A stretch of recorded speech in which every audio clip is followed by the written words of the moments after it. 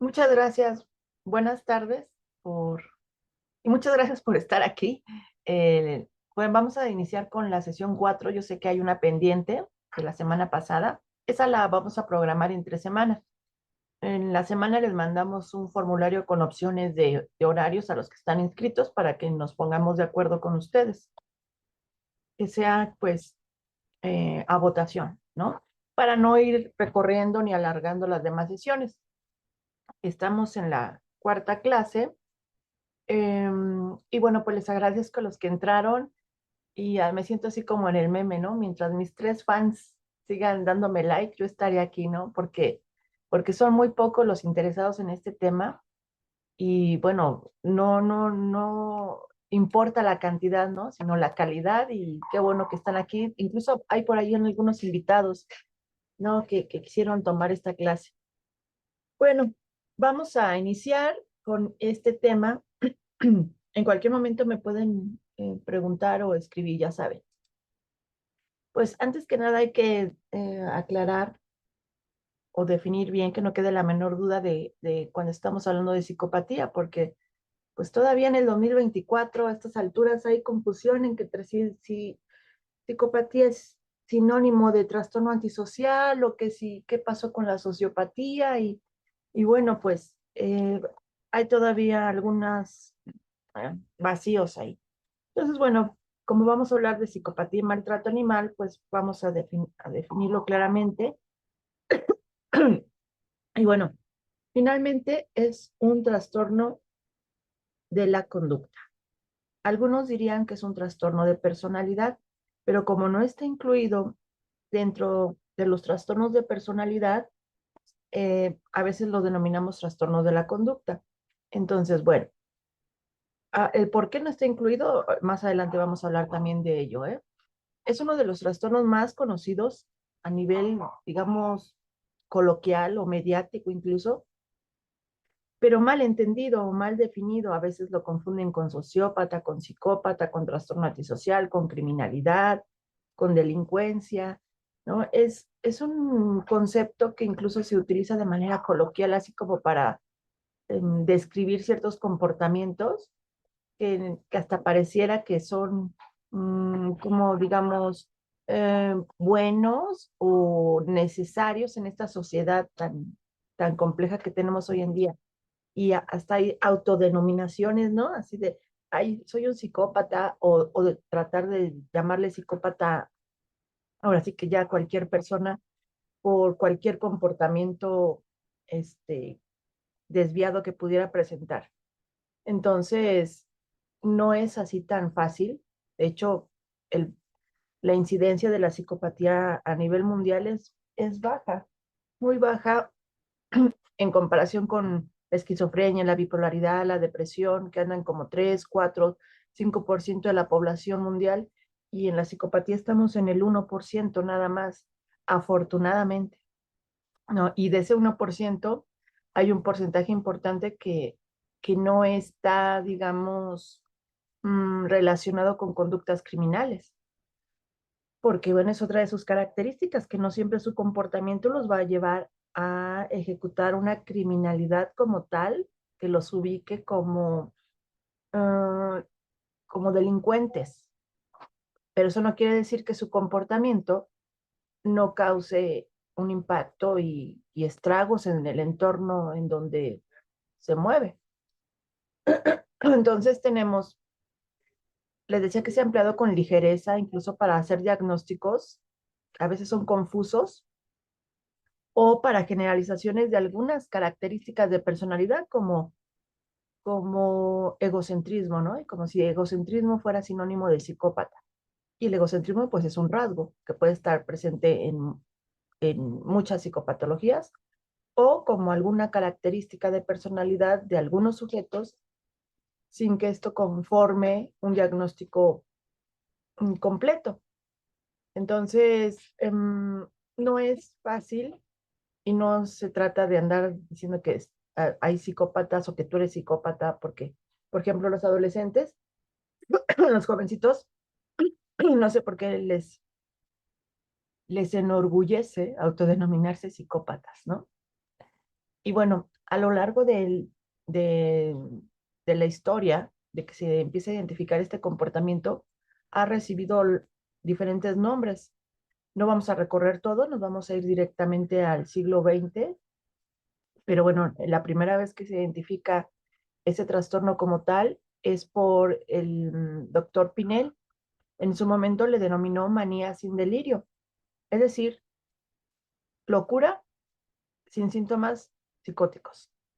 Es decir, pareciera ser que están psicóticos fuera de la realidad por el tipo de conductas que cometen, pero sí saben distinguir entre la realidad y la fantasía, y sí saben distinguir entre el bien y el mal. Entonces, solo por el tipo de comportamiento pareciera que están mal, ¿no? Psicóticamente hablando.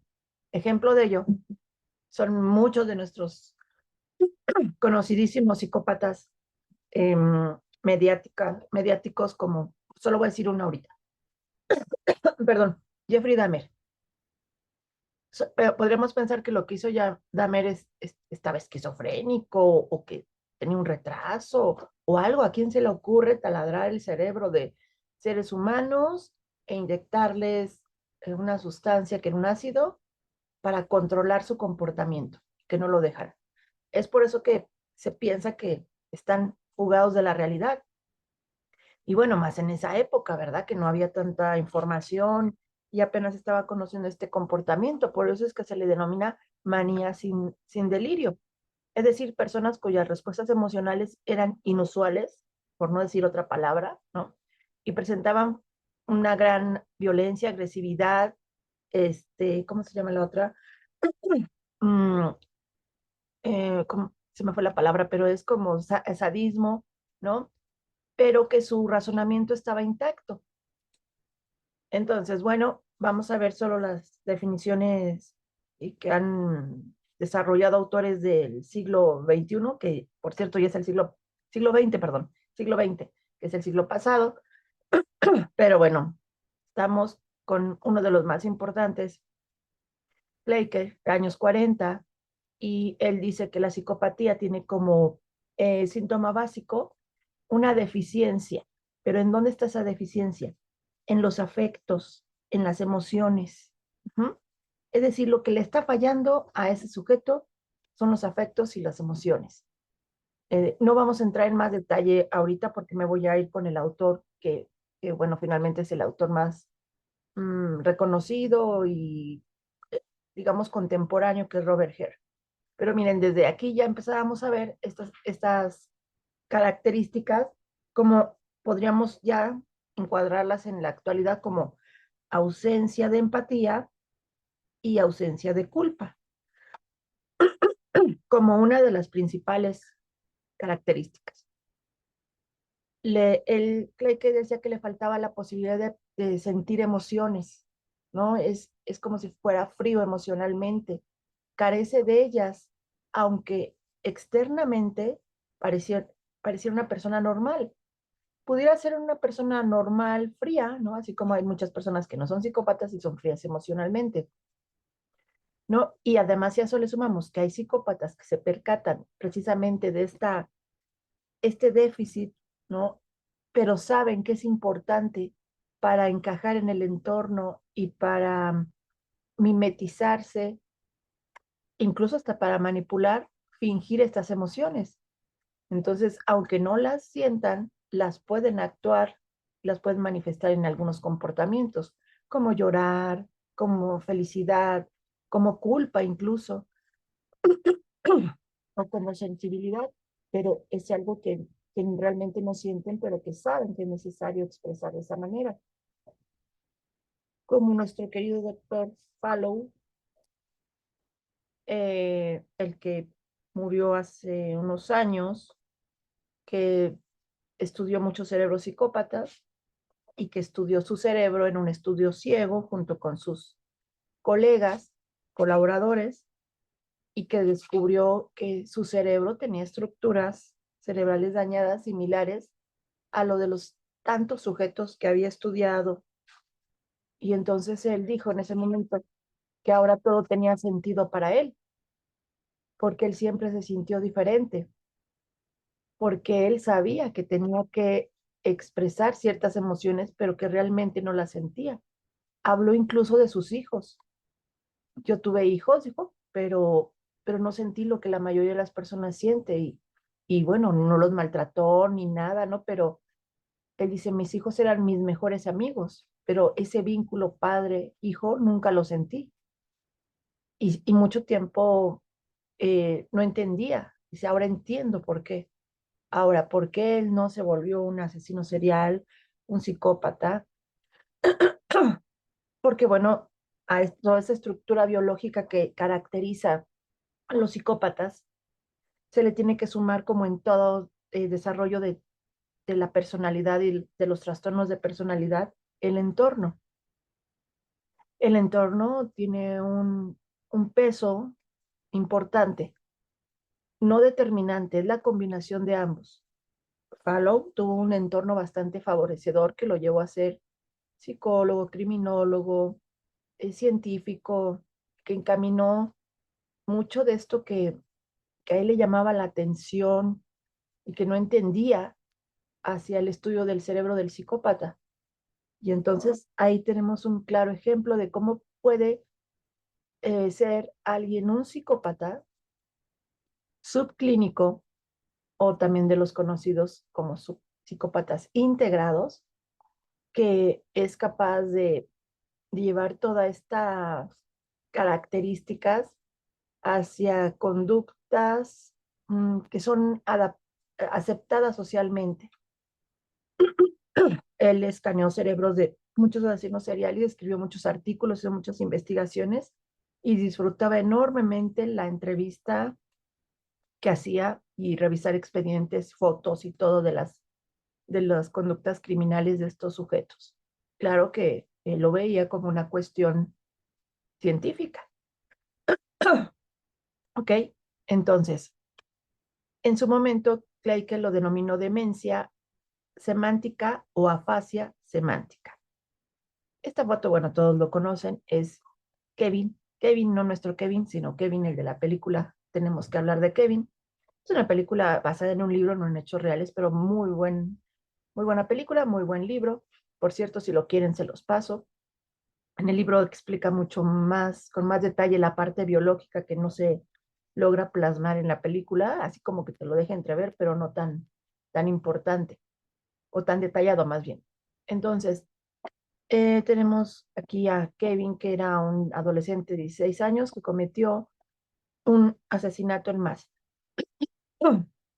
Entonces, bueno, eh, una de las características de los psicópatas es que son incapaces de entender y expresar el significado de las emociones. Es decir, cuando ve a alguien con una emoción, no entiende esa emoción.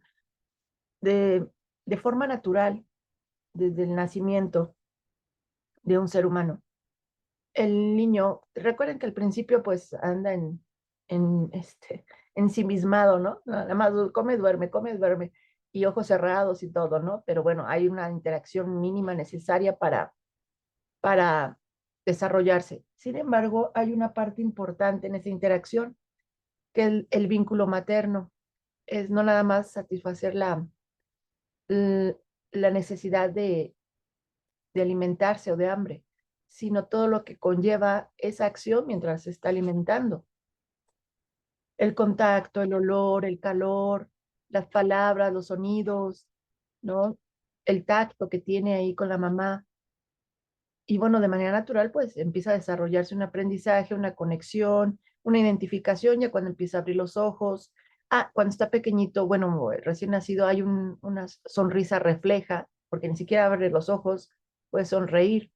Después ya empieza a tener una sonrisa automática que, bueno, es refleja, sin que el estímulo externo lo desencadene, porque uno puede decir, ay, me sonrió, no, pues igual hubiera sonreído si no estuviera viendo nada o viendo a cualquier otra persona. Y más adelante, semanas después, ya hay una sonrisa, eh, digamos, controlada, pero eso es porque ya lo aprendió, porque no lo va a hacer si él está viendo a alguien que jamás le va a sonreír, ¿no? Entonces, esta parte del vínculo, del aprendizaje, de identificar emociones y de demostrarlas, o más bien de sentirlas, porque bueno, eso no se aprende, eso se siente, pero luego, ¿cómo las demuestro? Eso sí es aprendido. Empieza a muy tempranas edades, desde muy pequeñito, pero estos sujetos tienen estructuras cerebrales dañadas que le impiden hacer esta función. Entonces, mmm, algunos se dan cuenta, como Kevin, el que está aquí, con esa sonrisa que vemos ahí, que es necesario hacerlo y que utiliza muy bien, sobre todo con su papá. Lo vemos toda la película como el papá lo tiene totalmente manipulado y engañado. Y con la mamá se muestra tal cual es. Por eso la película se llama Tenemos que hablar de Kevin. ¿Por qué? Porque la mamá tenía una visión diferente a la que tenía el padre. Entonces, bueno, eh, Cleckey desde este momento ya hacía una distinción importante entre las conductas criminales que pudiera ejecutar este sujeto a los del delincuente común, ordinario. O sea, no va a andar robando. Este va a cometer ciertas conductas con ciertas características y a veces hasta ciertas víctimas. Y esas ciertas víctimas son parte de nuestra charla de hoy, que son los animales no humanos. Tenemos otro psiquiatra, Cartman, perdón, en los años 60, que define a estos sujetos como insensibles, inmaduros emocionalmente, superficiales, con emociones simples, ¿no? Básicas, que difícilmente van a experimentar ansiedad o miedo, jamás van a encontrar a un psicópata somatizando o con fobias o con ataques de ansiedad, eh, como coloquialmente se dice nervioso, ¿no? Comiéndose las uñas. No, estas emociones para ellos es, no se pueden desarrollar, no se siente. Es como si ahorita alguno de ustedes estuviera nervioso. ¿Por qué tendría que estar nervioso ahorita o ansioso? A menos que tenga un trastorno de ansiedad, ¿no? Entonces, bueno, me refiero ahorita en el momento de la clase, porque a lo mejor dentro de su entorno pudieran tener un montonal de factores para sentirse ansiosos. O que yo al estar hablando de esto empiecen a sentir miedo, miedo, miedo. O sea, eso no podría ser, ¿verdad? Porque no hay un estímulo que lo desencadene. Pero si ahorita aquí entre los que tenemos presentes hay alguien que tenga fobias a las arañas y la siguiente diapositiva es una tarántula, por supuesto va a haber una respuesta. Pero bueno, estos sujetos ante la vida cotidiana que nos presenta estímulos para sentir diversas emociones, no lo sienten.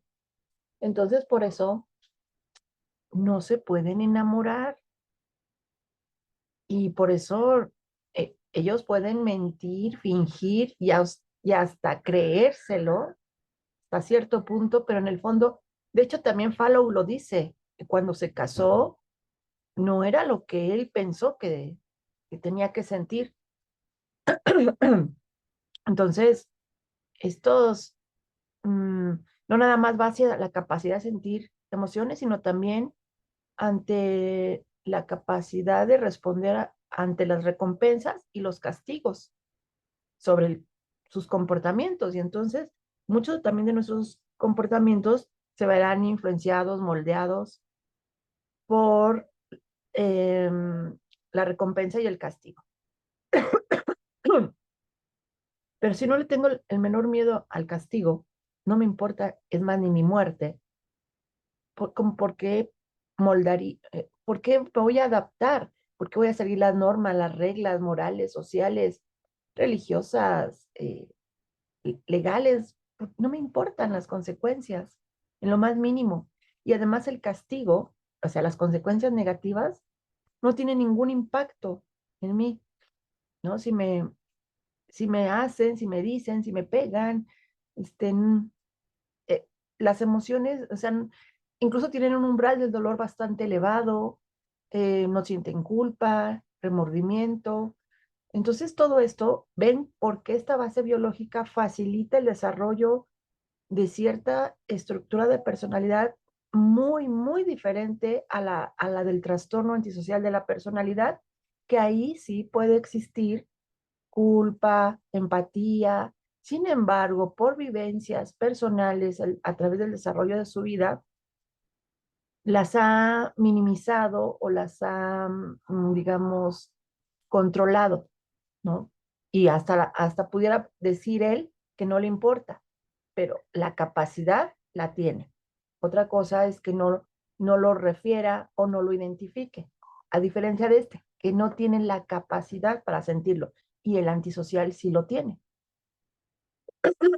Llegamos a Robert Hare en los años 90, todos conocemos la escala de psicopatía que él desarrolló para identificar el nivel de psicopatía que tienen, porque entonces entramos a una denominación diferente. Es algo que no nada más se tiene o no se tiene, sino se tiene en diferentes niveles.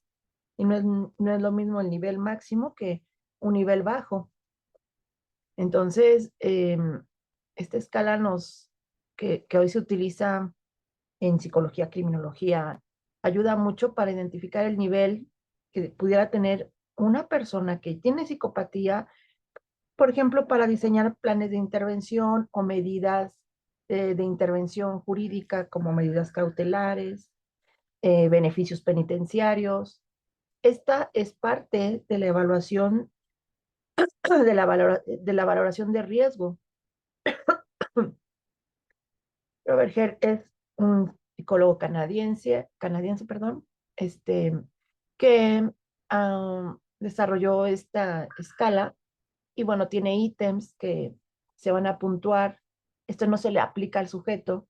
Esto uno entrevista al sujeto con una entrevista bastante extensa y además, aparte de la información que viene directa, tienes que tener información de fuentes indirectas, documentos, las conductas criminales o delictivas que ejecutó, toda la información derivada del expediente o carpeta de investigación, y si ya está en una institución penitenciaria, toda la información que se tiene del sujeto, de su comportamiento dentro de esa institución, y si se puede, también, por supuesto, información de personas que puedan aportar algo de información sobre el sujeto, familia, amigos, vecinos, ¿no? Toda esa información nos va a permitir ya después llevarla a una cuantificación de acuerdo a estos factores que describe Robert Hare, que se le denominan ítems, son ítems que refieren características personales o características de personalidad y características afectivas y emocionales. Y también estos ítems tienen eh, descripciones de ciertas conductas o ciertos comportamientos que tienen que ver con la irresponsabilidad, la impulsividad. Y tenemos aquí en el factor 1, aquí están, diríamos, estos son los rasgos del psicópata, y creo que todos lo ubican. No voy a entrar en mucho detalle porque no es clase de, de, este, de esta escala, ¿no? Nada más en locuacidad quiero decir que es la capacidad de, digamos, lo que la gente conoce como labia, ¿no? De convencer a través de la palabra, de envolver, la que tienen muchos líderes políticos, religiosos o vendedores, que terminas comprando cosas que ni querías, ¿no? Todas las demás me parece que las ubican. Y bueno, aquí en la crueldad y la falta de empatía, con esta característica, facilita enormemente cualquier violencia, y la que nos interesa hoy es la violencia hacia los animales, el maltrato y la crueldad. Porque bueno, he dicho a través de estas 3 clases que hemos tenido que el estudio del maltrato animal pues se justifica por el simple hecho, bastaría su justificación, su interés por las propias víctimas, pero también mucho de ese estudio se ha llevado a cabo por la relación que hay con esas personas que ejecutan esas conductas y que después las llevan a ejecutar hacia seres humanos, que al inicio empezó así, es decir, a, a interesarse por el maltrato animal, pero porque tenía una repercusión ya con seres humanos. Y bueno, hoy está como Claro que no nada más es por los seres humanos, sino también por las mismas víctimas. Aquí están en las características que les decía de, por ejemplo, necesidad de estimulación. Les gusta estar constantemente, como que necesitan adrenalina, necesitan motivación, necesitan emoción, porque pues las emociones la viven de manera diferente. A él le puede dar placer lo que al otro le da miedo, o le puede causar un sentimiento agradable, algo que es desagradable, como algo, no sé, como un olor, como una imagen, como una situación que no nada más no le es desagradable, sino que incluso le es sumamente eh, atractiva y pues placentera. De estas no creo que también tengan alguna duda. Vamos aquí, tiene ítems adicionales que no pertenecen a los factor 1 y factor 2, como sexualidad promiscua, relaciones interpersonales o vínculos matrimoniales o de pareja breves, tienden a ser muy inestables en sus relaciones de pareja, y la versatilidad, eh, ¿cómo se dice? Delictiva, o sea, no lo pueden hacer, cometer cualquier delito o cualquier conducta criminal. Y bueno, es Robert Hare el que describe a la psicopatía, divide en dos, la primaria y la secundaria. Y en la primaria, pues está hablando de, aquí vemos el sistema límbico dentro del cerebro, denominado cerebro emocional, con estructuras muy importantes para poder sentir las emociones, la culpa, el miedo, ¿no?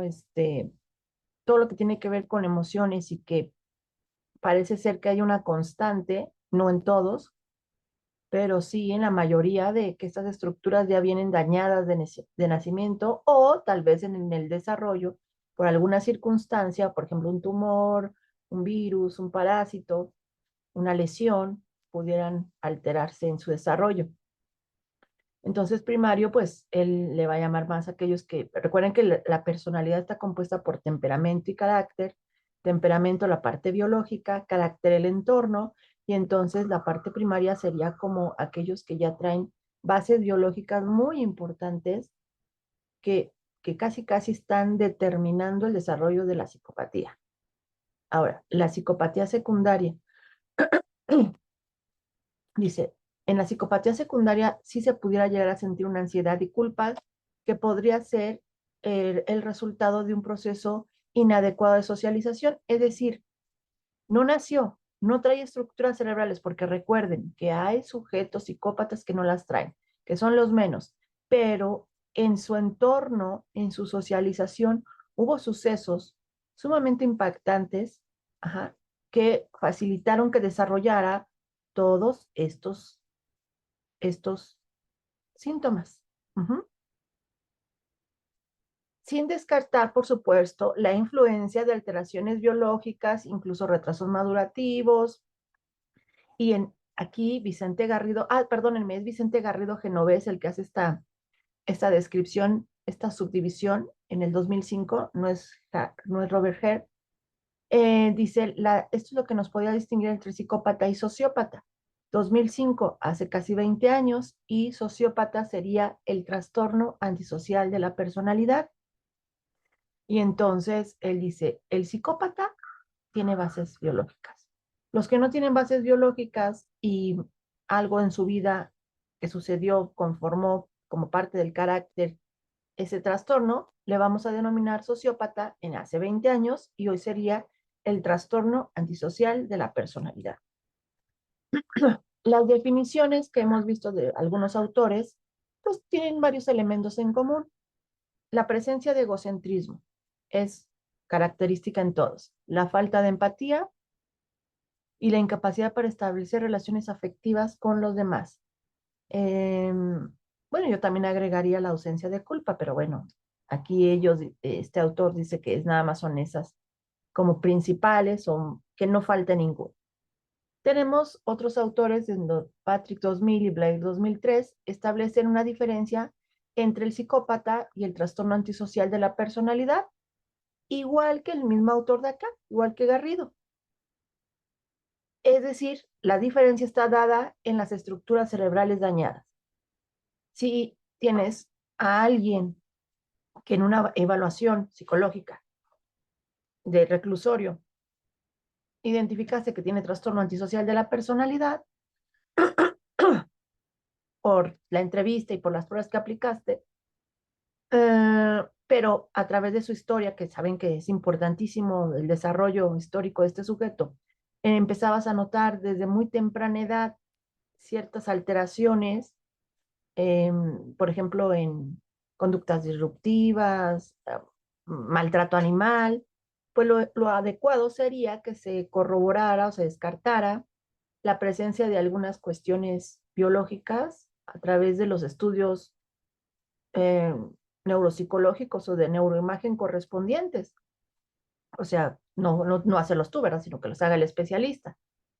Y en el momento que corrobores que hay unas estructuras cerebrales dañadas, entonces no tienes un antisocial, tienes un psicópata. Lo que pasa es que, que no se hacen esos estudios, nada más se queda en la parte psicológica. No se incluyen los estudios biológicos o físicos que se le pudieran hacer a ese sujeto. Entonces, no podemos decir que es el mismo trastorno porque incluso muchos autores más adelante, esta clase no es para ello, pero dicen que la diferencia entre el psicópata y el antisocial está en la etiología. En la etiología del psicópata tiene una base biológica importantísima, pero recuerden también que hay algunos que no lo tienen. Y recuerden que hay algunos que tienen la base biológica y no, digamos, tendrían el diagnóstico de psicopatía como tal, por esa disfuncionalidad biológica, pero que nunca han cometido conductas criminales, como el doctor Fallow. Ujú. La psicopatía y el TAP es trastorno antisocial de la personalidad, no son sinónimos. Presentan factores causales diferentes, es decir, etiológicos. Factores que pueden ser comunes. ¿En dónde? En el aprendizaje, es decir, en el entorno, en la parte que sería el carácter, en el ambiente. Si tú traes un cerebro dañado de origen y unas vidas terribles como muchos de los asesinos seriales o psicópatas, asesinos en masa, pues es entendible, ¿verdad? Muchísimo más fácil de entender.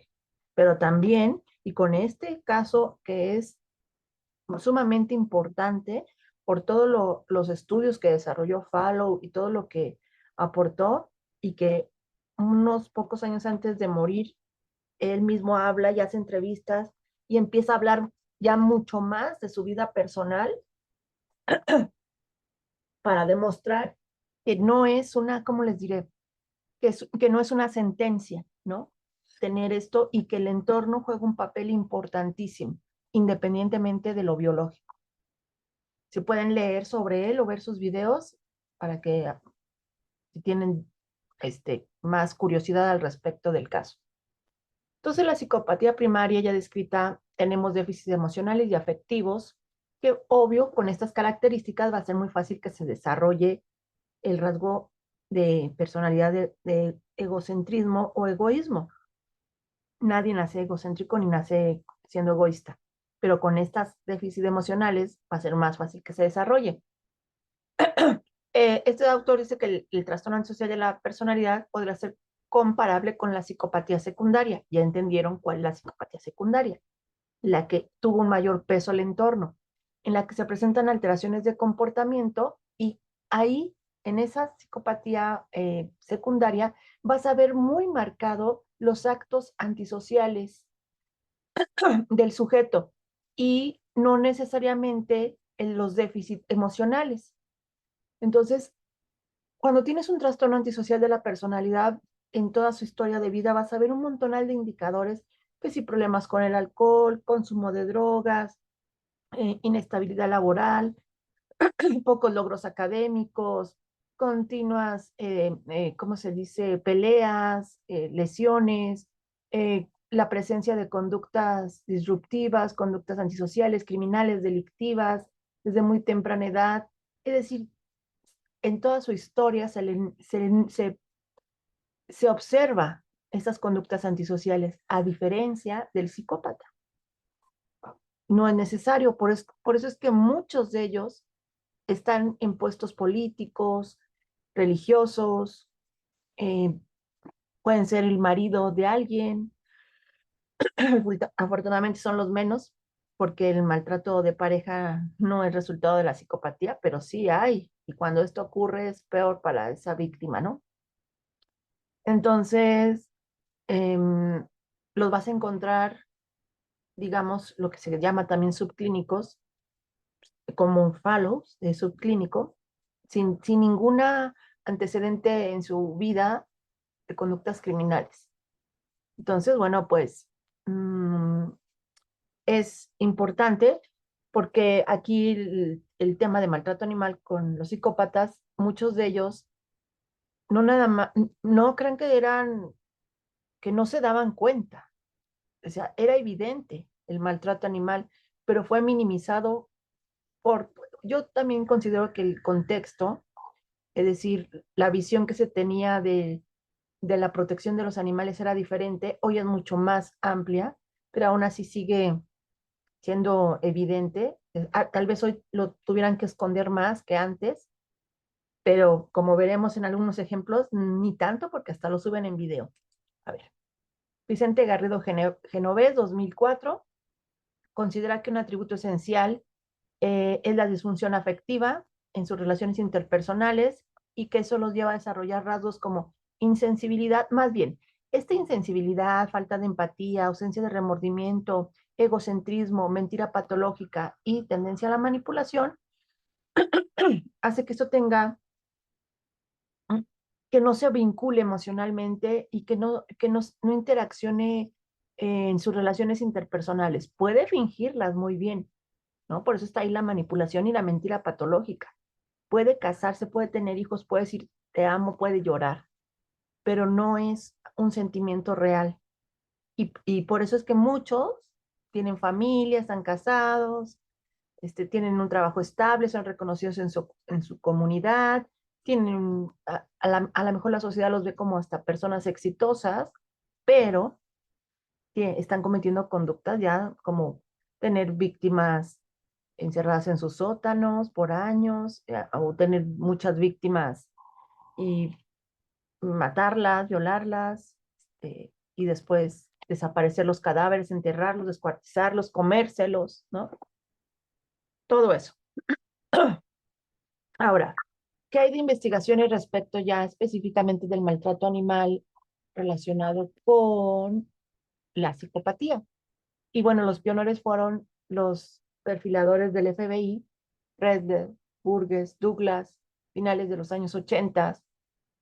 Los primeros estudios que se hicieron al respecto, ellos tenían acceso ahora sí que a lo peor de lo peor, a la crema innata de los asesinos seriales psicópatas.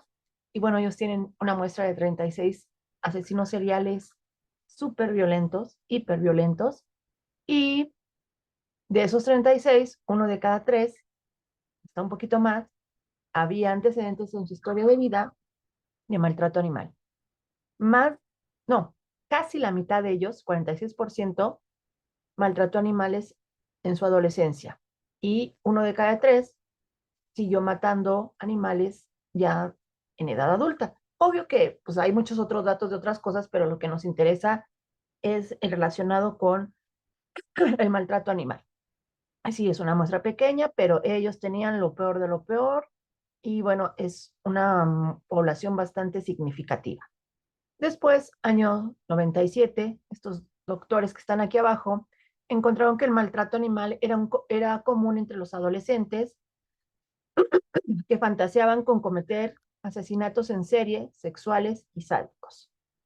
Entonces ya cada vez hay más investigaciones, llegamos casi al año 2000, una muestra de 153 personas con antecedentes de maltrato animal que se compararon con 153 que no habían maltratado animales y que encontraron que los que tenían antecedentes de maltrato animal tenían 5.3 veces más probabilidad de tener antecedentes penales violentos. O sea, había antecedentes. 4 veces más posibilidades de haber sido detenidos por crímenes relacionados con la propiedad.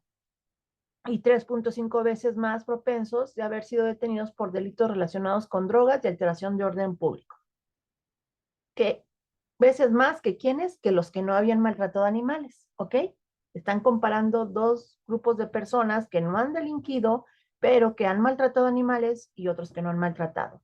Y entonces, como una manera predictiva, quién pudiera llegar a generar más criminalidad, y entonces es lo que ellos reportan en este resultado. Ahora, 2003, 45 sujetos violentos y 45 no violentos que estaban en la cárcel de Florida, una cárcel de máxima seguridad.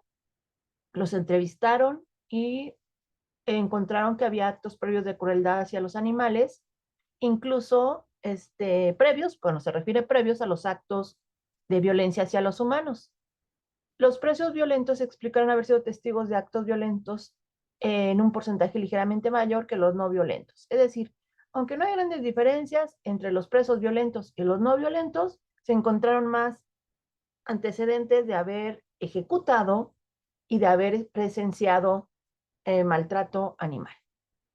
Ahora nos vamos a 2007, Stone. Ellos estudiaron a 111 hombres que mataron a sus parejas, tenemos feminicidas, en comparación con 141 que habían cometido homicidios sexuales en serie, o sea, eran asesinos seriales, 141. Y encontró que la tortura animal era significativamente más común en los asesinos en serie. Entre los asesinos en serie y los que torturaron prolongadamente a sus víctimas, eran más propensos a tener una historia de tortura animal en su juventud, porque recuerden que los asesinos en serie a veces se toman su tiempo y tienen todo un modus operandi y hasta rituales, pudiéramos decir, y entre más tiempo se tomaron para ejecutar estas conductas sádicas o de tortura, más encontrabas antecedentes de maltrato animal en su juventud, en comparación a los que no torturaron a sus víctimas por un mayor tiempo. Después, 2009, investigación de asesinos en series sádicos con otra investigación de otros autores, Hensley y Talichet, en 2009, sobre delincuentes adultos, porque coinciden sus resultados, ambos estudiaron delincuentes adultos. Estas dos investigaciones contribuyeron a que se empezara a formar el concepto de cierto tipo de crueldad, de que cierto tipo de crueldad hacia los animales podría ser útil en las valoraciones de riesgo. Perdón, en las valoraciones de riesgo, de cualquier riesgo sexual. Permítanme un momento. O de pareja, o de riesgo en general, se explora como y se cuantifica la presencia de maltrato animal como un factor obvio sumado a todos los demás, pero eso no se había considerado antes del 2009, que se incluyera los antecedentes de maltrato animal en el sujeto. Después todos conocen a la doctora Silvia Querol, ella es española, es criminóloga, y bueno, ella ha estudiado mucho la psicopatía, pero también como empezó a ver en sus estudios la presencia de mucho maltrato animal, ella ha estudiado mucho el maltrato animal, ha escrito muchos libros. Les recomiendo sus libros, algunos, la mayoría de ellos no está en PDF, ¿eh? Mucho de todo esto tiene que ser comprado y traído incluso de España. Entonces, bueno, ella investigó en dos investigaciones diferentes, una en 2010 y una en 2012, a personas que habían cometido delitos violentos y que habían ejecutado maltrato animal, ya sea en su infancia o adolescencia. Y ella utiliza la escala de psicopatía de Robert Hare, y ella dice que entre más alta es la puntuación de la escala de psicopatía, pues tenemos mayores componentes de sadismo, de ensañamiento, tanto en las víctimas humanas como no humanas. Es decir, sabía que ellos habían maltratado, ¿no? Y al tener puntajes más elevados en la escala de psicopatía de Robert Hare, lo que encontró es que las víctimas de esos sujetos con mayores puntajes había sido más sádico y había cometido ensañamiento en ambas víctimas, víctimas humanas y no humanas. Ahora sí vamos a empezar con los ejemplos de los casos. Aquí tenemos Patrick Sherry, un trabajador de oficina postal que asesinó a 14 colegas en 1986. Estamos ante un asesino en masa. Llegó y en su trabajo los mataba, pero fíjense, los mató, perdón, en un solo momento. Robó animales de compañía de otras personas para luego dejar que su propio perro los matara.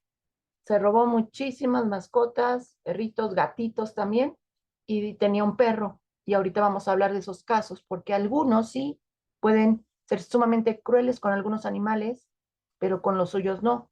O al revés, no ser crueles con animales, pero sí ser crueles con las personas. O ser buenos cuidadores de animales, ¿no? Y no violentar a nadie. Ok, Ted Bundy todo lo conocemos, saben todo lo que hizo. De niño cometía actos de maltrato animal, influido por su padre y su abuelo. Sobre todo aquí en él sí hay que resaltar que tuvo consumo de material pornográfico sumamente violento desde etapas muy tempranas, que pareciera ser que es un factor importantísimo para el desarrollo de su parafilia, que es necrofilia, independientemente de su psicopatía y de la presencia de maltrato animal. Tenemos aquí a Thomas Lee Dillon. Fíjense que Thomas este, era un sujeto que tuvo 5 víctimas, es un asesino serial, empezó a matar en los años 90, finales de los 80, 89, del 89 al 92, 5 víctimas al azar.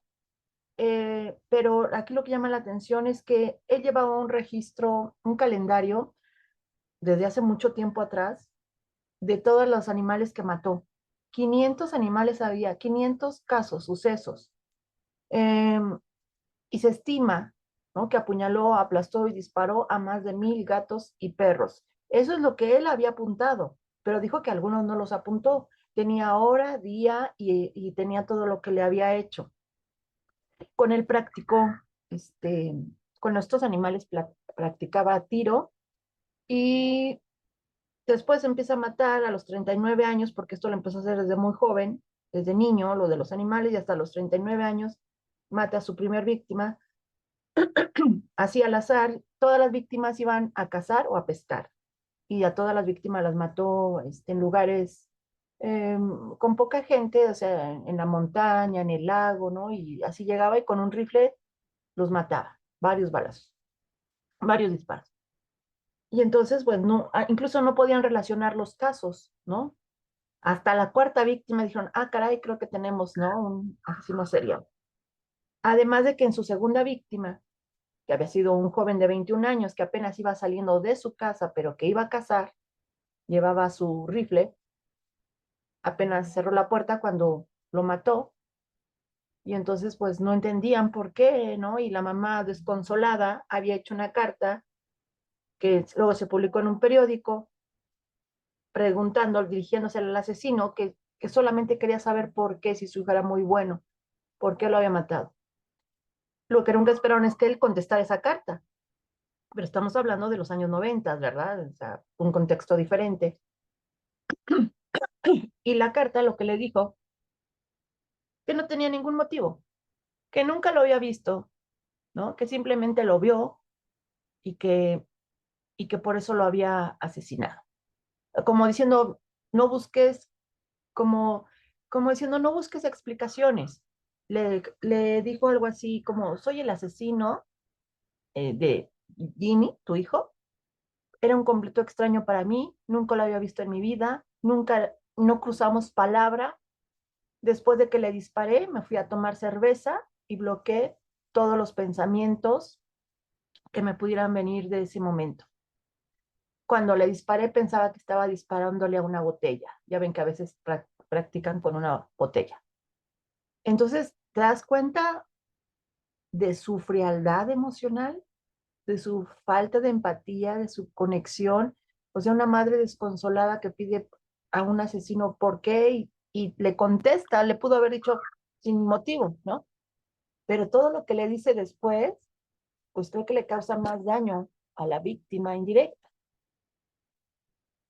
Tenemos a Albert de Salvo. el estrangulador de Boston. Él mataba a gatos y perros con flechas, los metía a jaulas y enjaulados les disparaba y los iba viendo morir lentamente. Jeffrey Dahmer, ya ven que él tenía una gran atracción por la muerte, por los cadáveres de animales. Empezó con animales y por supuesto después ya por humanos. Tienes otro necrófilo. Le llamaba la atención, como vivía cerca de un bosque y de una carretera, había muchos animales atropellados y muchos animales pues que morían, pues digamos, causas naturales o por depredadores. Entonces, a él le encantaba estar viendo los cadáveres, los huesos abrir y se llevaba los restos y los guardaba. Y también llegó a matar animales de compañía, o sea, mascotas de perros, sobre todo, y gatos de algunos vecinos ahí cercanos. Ahora, recuerden, el psicópata puede cometer cualquier conducta criminal, pero bien decía Clegg, no cualquier conducta criminal. Y entonces ahorita vimos asesinos seriales, pero también se han encontrado y el FBI ha hecho muchos estudios respecto a los asesinos en masa, que Estados Unidos es el país que más asesinos seriales y más asesinos en masa tiene en todo el mundo y que más psicópatas tiene en todo el mundo. Entonces, eh, los asesinos en masa es una criminalidad diferente a la de los asesinos seriales, pero que mayormente también es cometida por psicópatas. Y trataban de ver si también esos psicópatas, en ellos había antecedentes de maltrato animal, igual que en los asesinos seriales. Hay un estudio que hizo el FBI, que está en inglés, que son 100 páginas, ya lo descargué, se los voy a pasar por el WhatsApp. Eh, Hace todo un estudio de muchísimos años de todos los asesinos seriales y asesinos en masa que ha tenido y los estudia criminológicamente, psicológicamente, biológicamente. Bueno, en ese estudio hay 88 asesinos en masa, o como le denominan ahí, tiradores masivos en público. Así lo denomina el FBI ya. Entonces, desde enero del 82 hasta marzo del 2018 son los casos de esos 88 que hay. Y una de las características, o más bien, para poder decir que tienes un tirador masivo público, tienes que tener mínimo 4 víctimas en ese mismo momento y en ese mismo acto. Si son 3, no entrarían. Es como los asesinos en serie, ya ven que debe tener mínimo 3 víctimas. Aunque por ahí algunos autores dicen, con 2 tengo, si tiene el mismo modus operandi, la misma tipología victimal, el mismo perfil geográfico, la misma firma, y se llevó el mismo trofeo, con 2 tengo. Pero algunos otros dicen, bueno, es que a veces hay variaciones y nos cuesta un poco más de trabajo identificarlos, pero cuando ya tengo 3, no tengo la menor duda. Y aquí, bueno, son 4, mínimo 4 víctimas, de ahí para arriba. Y lo que pasó en estos 88 es que de esos 88, 9 que representan el 10%, había antecedentes de maltrato animal. Es decir, no es tan representativo como en los asesinos seriales, pero si aparece, sí hay que tomarlo en cuenta. Este estudio también es consistente con otros estudios que se realizaron por ese doctor que está ahí, que tiene un apellido muy raro, Bosel-Keut, de los servicios secretos en el 2002. En ese estudio del 2002, este doctor encontró que en un 30% de los casos que estudió, los animales eran muy cercanos a los tiradores, o sea, las víctimas de animales que habían torturado o matado eran de la familia o eran de la colonia, del vecindario. Un 70% eran ajenos, no eran cercanos a ellos, que eran callejeros o salvajes. Y un 18% de estos tiradores tenían una gran empatía hacia los animales y mostraban un gran malestar con su sufrimiento. Pero aún así los mataron, ¿no? Pero aparece digamos, um, una característica que no se había investigado anteriormente. Y en escasos, muy escasos casos, había maltrato hacia un animal y afecto hacia otro. Es decir, podían ser muy sádicos con unos y muy sádicos con otros. como en el caso que les voy a presentar ahorita, que es Eric Harris, ¿no? Que está aquí más adelante. Ah, no, sí, Eric Harris, no, Eric Harris es el de Columbine. Ese no se los voy a presentar. No todos conocen la masacre de Columbine, son dos sujetos, dos adolescentes, pues él maltrataba animales, torturaba, pero tenía a su perro que amaba muchísimo. Y otros casos como el de Andrew Golden o el de Hendro, que les voy a mostrar más adelante. Ahora, los tiradores en masa con antecedentes de maltrato a animales tienen mayor probabilidad de tener rasgos psicopáticos. O sea, tienes al sujeto, ya lo estás analizando, estás entrevistándolo, tienes antecedentes en su historia de maltrato animal, y cuando utilizas la escala de psicopatía de Robert Hare, ves que puntúan elevado en esa escala. El análisis de algunas submuestras de estos tiradores en masa se asemeja con los resultados de los asesinos en serie sádicos. Es decir, tiene similitudes con otros estudios de otro tipo de asesinos, los asesinos en serie.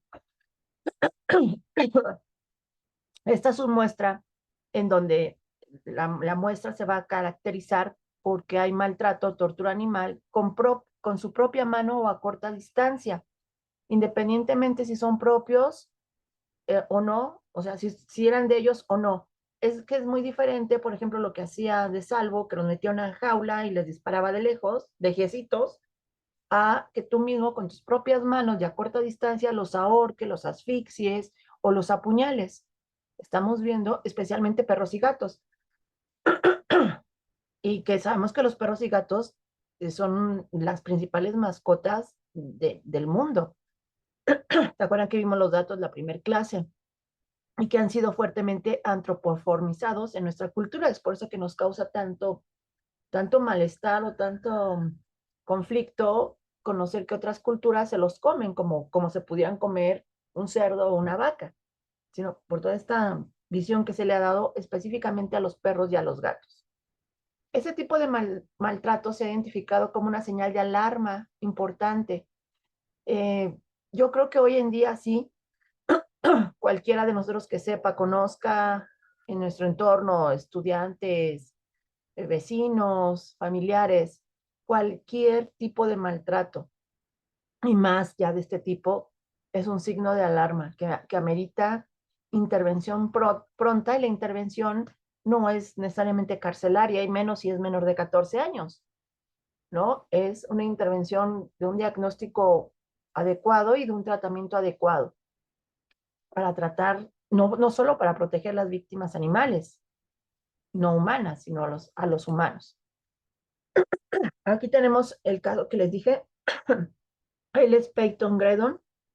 Si se acuerdan de él, 2022, 15 de mayo. Abajo está la foto de la cámara que se puso y que transmitió en vivo toda la matanza que hizo en una tienda departamental que parecía un videojuego.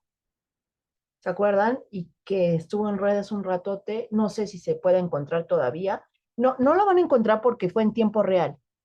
Y entonces en lo que lo quitaron y todo eso, y ya saben que no hay, perdón, que no falta quien lo haya grabado, descargado o lo que sea, pero bueno, no se puede subir ese video, esa información a las redes porque luego la baja, ¿no?